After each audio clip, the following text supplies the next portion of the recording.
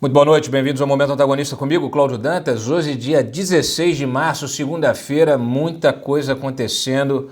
Olha, o país, o mundo, todos mobilizados para conter os danos do coronavírus, para enfrentar o coronavírus do ponto de vista sanitário e também para conter os danos econômicos e sociais.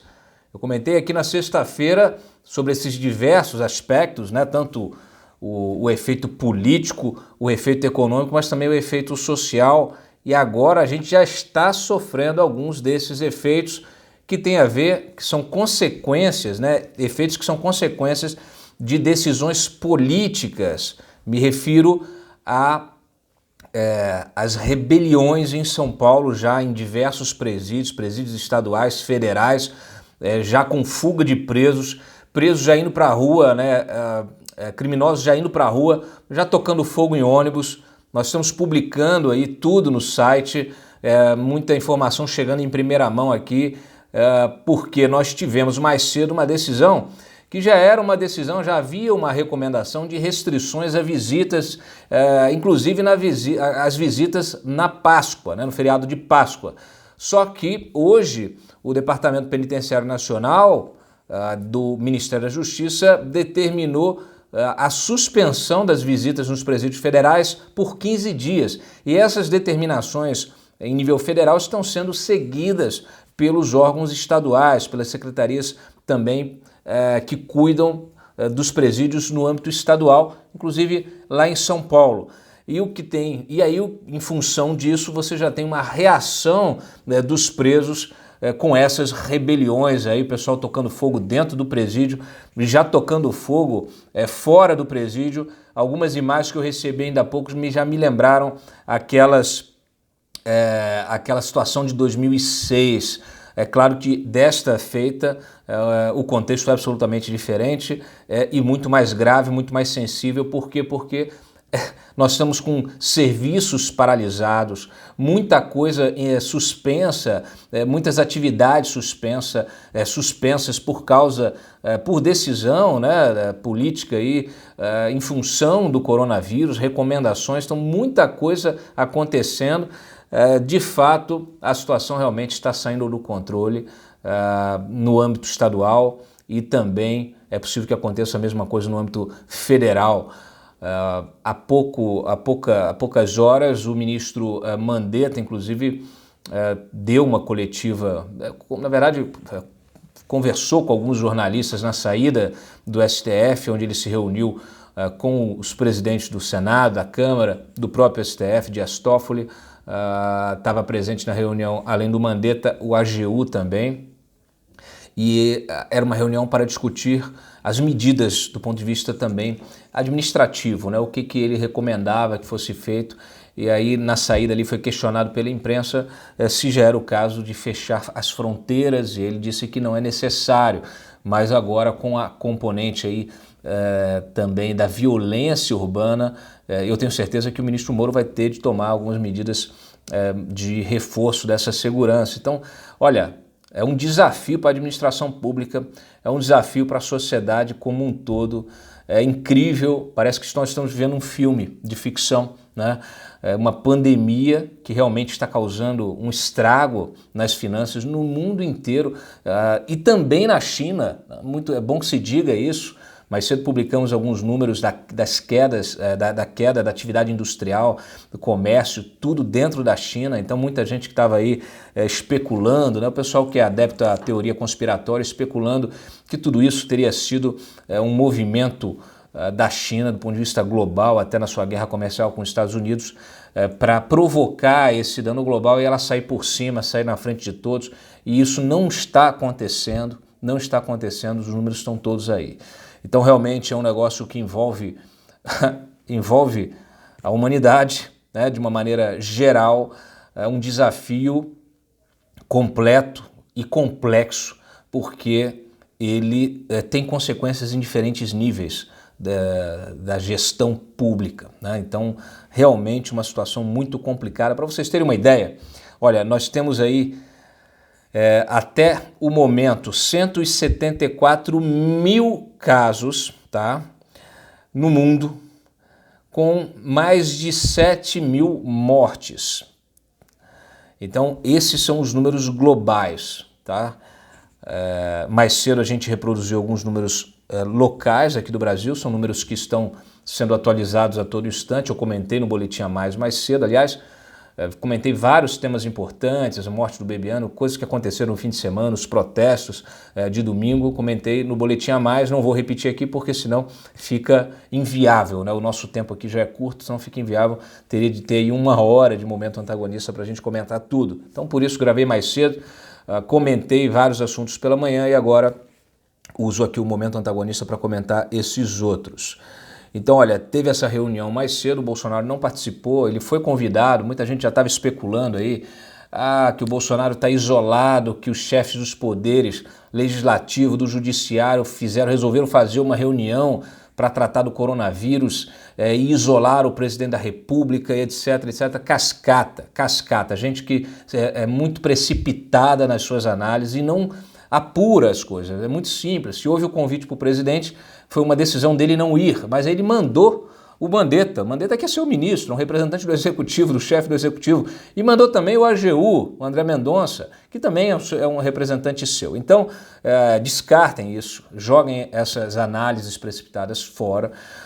Isso não tem nada a ver com as críticas que foram feitas por esses mesmos agentes políticos em função do comportamento do presidente ontem, né, ao descer ali na rampa do Palácio do Planalto, falar com os manifestantes em virtude da quarentena que ele precisa obedecer como qualquer outro cidadão que apresente risco, né, de ter o coronavírus, de ter contraído o coronavírus. E esse risco ele continua presente. Por quê? Olha, para vocês terem uma ideia, da comitiva do Bolsonaro que foi aos Estados Unidos, já foram identificados com o coronavírus, confirmados 14 integrantes dessa comitiva. Então, realmente, assim, o fato de ter dado aquele resultado negativo do Bolsonaro na semana passada, em função até do prazo de que o vírus fica incubado, demora para se manifestar, do tipo de exame que se faça, carga viral, tudo isso pode interferir no resultado. Não à toa, o presidente será submetido novamente a exames, a testes do coronavírus para coronavírus esta semana. Isso se torna necessário, fundamental, em função justamente do que nós estamos vendo. Para vocês terem uma ideia, então temos aqui, por enquanto, 14 integrantes da comitiva do presidente com positivo para coronavírus. São eles, além do Fábio Van Garten, que foi o primeiro caso, né, que se teve conhecimento, o Nestor Foster, que foi indicado aí para embaixador, né, do Brasil em Washington, o Nelsinho Trade, do PSD, presidente da Comissão de Relações Exteriores, o Sami Lieberman, secretário adjunto da SECOM, amigo do Fábio Van Garten, o Sérgio Lima, que é o publicitário do presidente, a Karina Cufa, advogada do Bolsonaro e da Aliança pelo Brasil, do partido, Alain Coelho de Celos, chefe do cerimonial do Itamaraty, Robson Andrade, presidente da CNI, Flávio Roscoe, presidente da FIENG, e o Marcos Trujillo, secretário especial de Comércio Exterior, além de 4 integrantes da equipe de apoio. Então, é muito importante que o presidente respeite a quarentena, é muito importante que evite e que não estimule esses contatos agora. É uma situação, gente, é uma situação grave, ela é gravíssima. Então, realmente, não à toa nós tivemos aí ao longo do dia de hoje reações muito fortes da política, né? O PDT, por exemplo, entrou na justiça com pedido de medida cautelar de urgência contra o presidente da República, em razão da sua participação lá nas manifestações. É uma ação civil pública, foi protocolada na justiça aqui do DF, acusando o presidente de pôr a saúde dos cidadãos em risco, ao desrespeitar recomendações do Ministério da Saúde e da OMS para combater o novo coronavírus. O partido pede que Bolsonaro seja obrigado a entrar em quarentena e fique proibido de manter contato, incitar ou organizar manifestações populares enquanto o surto da doença continuar. O presidente tem dever de zelar pela saúde pública, não se trata de cuidado com a saúde individual, mas com a responsabilidade compartilhada de estar inserido em uma comunidade. Aliás, aconteceu com o marido de uma paciente, que é uma paciente, a paciente 01 aqui do Distrito Federal, que está internada em estado grave, e o seu marido, um advogado, que não quis se submeter a exame nenhum, não quis ficar em quarentena, isolado, e teve de ser obrigado judicialmente a fazer isso. Então, gente, todos nós precisamos nos submeter a esses protocolos de segurança. Não se submeter a esse é violar essa situação, é violar as regras que estão colocadas para essa situação e colocar em risco a saúde da sociedade, a saúde da comunidade, da população, de uma maneira geral.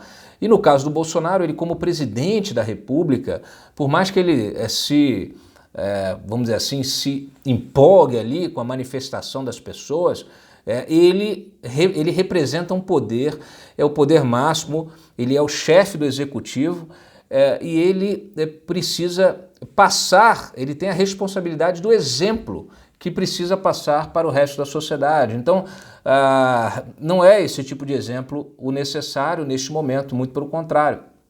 Então, que se isso não está claro na cabeça do presidente da República, imagina na cabeça do cidadão menos informado, né? E que normalmente já não é muito afeito a seguir regra, a cumprir lei.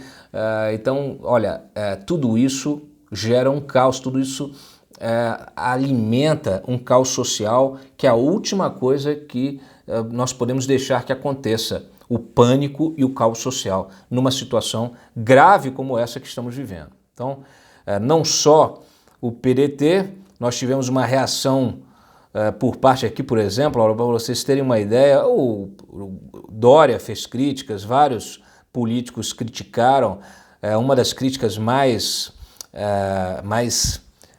vamos dizer assim, firmes.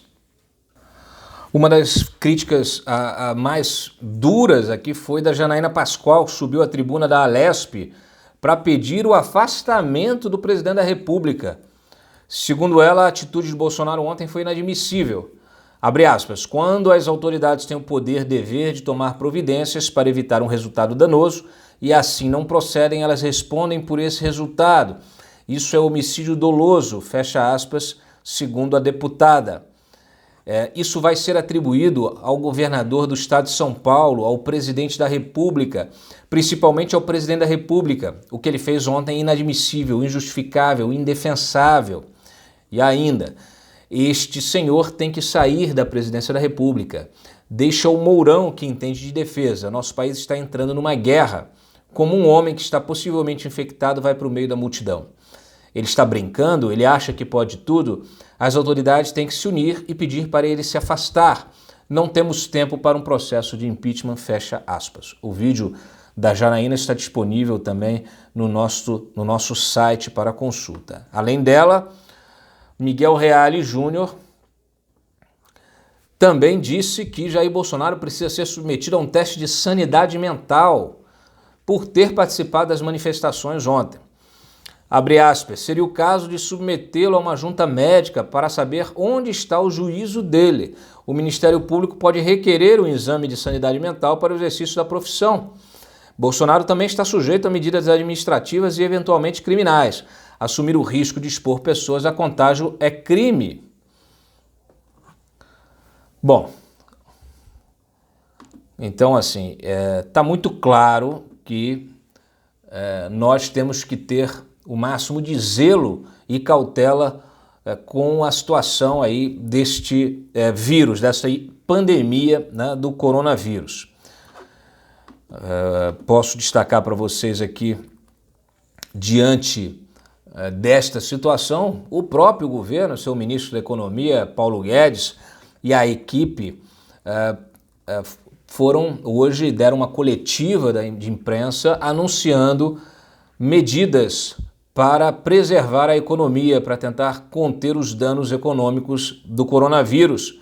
Medidas que prevêem aí uma injeção de mais de 147 bilhões de reais na economia.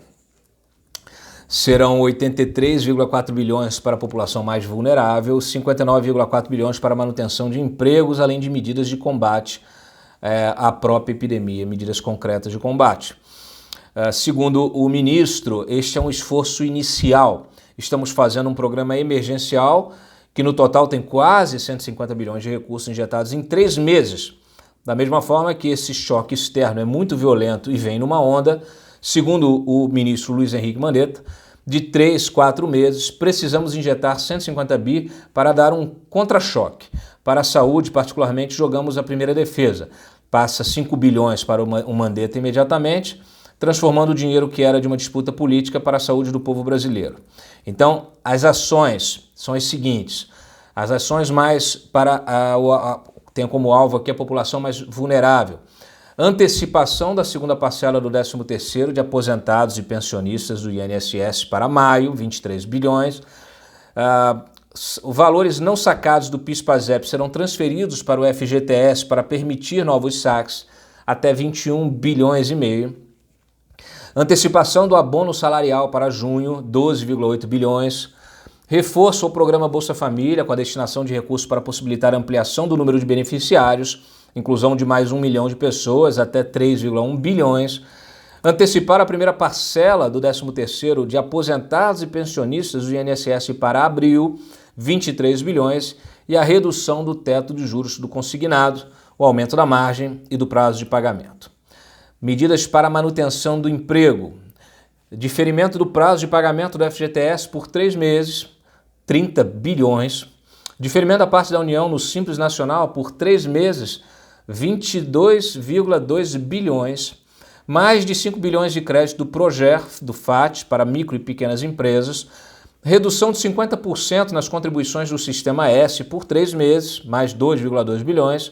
Simplificação das exigências para a contratação de crédito e dispensa de documentação para renegociação de crédito, facilitação do desembaraço de insumos e matérias-primas industriais importadas antes do desembarque, e também aqui as medidas de combate à pandemia. Destinação do saldo do fundo do DPVAT para o SUS, 4 bilhões e meio, redução a zero das alíquotas de importação para produtos de uso médico hospitalar, desoneração temporária do IPI para bens importados, listados que sejam necessários ao combate do Covid-19. Desoneração temporária de IPI para bens produzidos internamente, listados que sejam necessários ao combate do vírus. Desoneração temporária de IPI para bens produzidos internamente, listados que sejam necessários ao combate do vírus. Desculpa, me repeti aqui. Suspensão da prova de vida dos beneficiários do INSS por 120 dias. Preferência tarifária de produtos de uso médico hospitalar. E priorização do desembaraço aduaneiro de produtos de uso médico hospitalar. Então, o ministro Guedes também cobrou do Congresso, além dessas medidas que estão sendo colocadas, o ministro Guedes cobrou do Congresso a aprovação de 3 medidas para reduzir o impacto do coronavírus. 3 medidas prioritárias para garantir espaço fiscal, capacidade orçamentária e defesa para estados e municípios. Então, cabe ao Congresso acelerar a aprovação do Pacto Federativo, do PL da Eletrobras e do Plano Mansueto. Tá? O ministro afirmou que a privatização da Eletrobras, por exemplo, vai garantir 16 bilhões para o orçamento, evitando contingenciamento.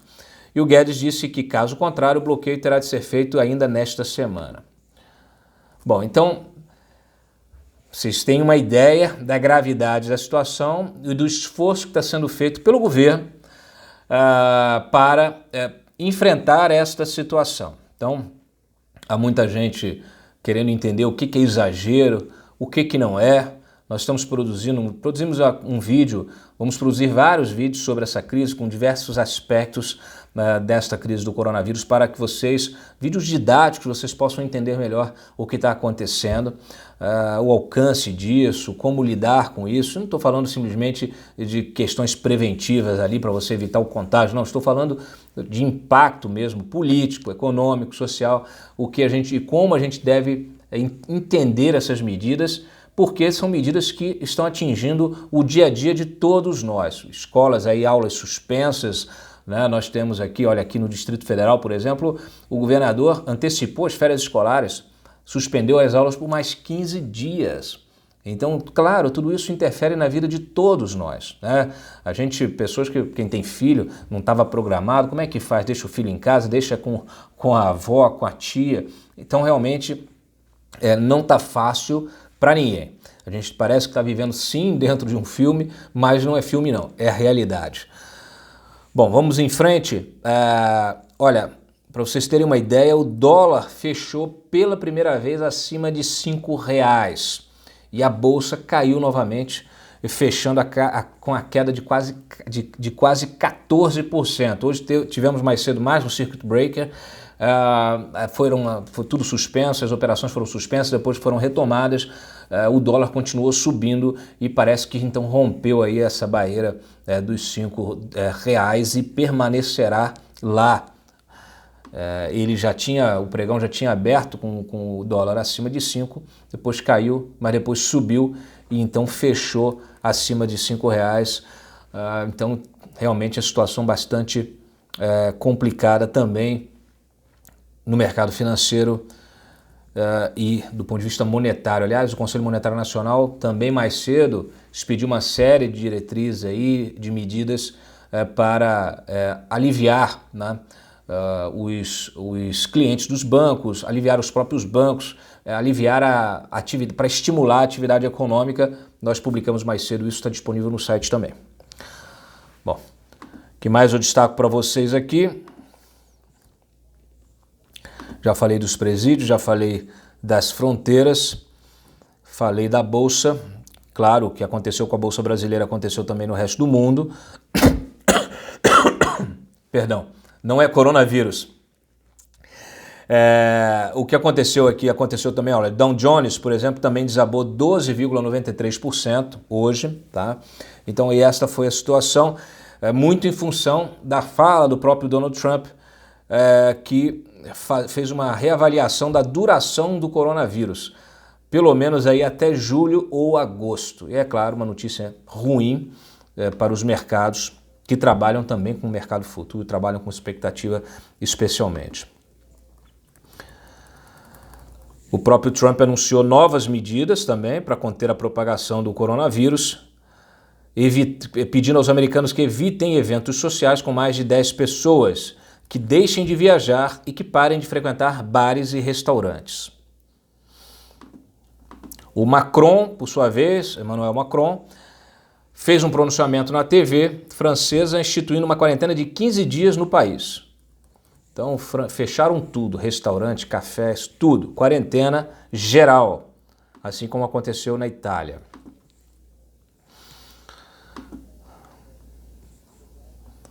Falamos aí das rebeliões.